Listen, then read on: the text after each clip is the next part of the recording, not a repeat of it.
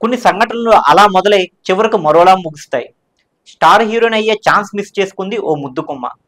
ఈ విషయం మొన్న ఓ స్టార్ హీరో వ్యాఖ్యానించడంతో ఈ వ్యవహారం సినీ వర్గాల్లో హాట్ టాపిక్గా మారింది.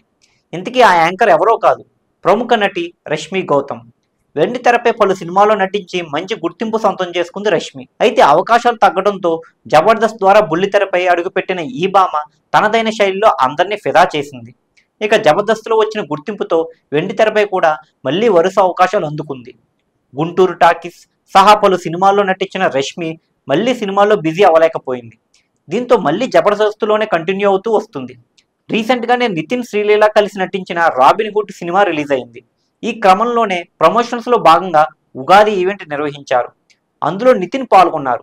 ఈ సందర్భంగా నితిన్ మాట్లాడుతూ, జైన్ సినిమాకి రష్మి నేను కలిసి రిహార్సల్స్ చేశాం.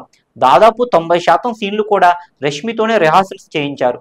చివరిలో ఏమైందో తెలియదు కానీ హీరోయిన్ని మార్చేశారు. ఒకవేళ ఆ సినిమా రష్మి చేసి ఉంటే ఖచ్చితంగా అప్పుడే స్టార్ హీరోయిన్ అయిపోయేదంటూ వ్యాఖ్యానించారు నితిన్. ప్రముఖ దర్శకుడు తేజ తెరకెక్కించిన జైన్ సినిమాతోనే నితిన్ హీరోగా టాలీవుడ్కి పరిచయం అయ్యారు.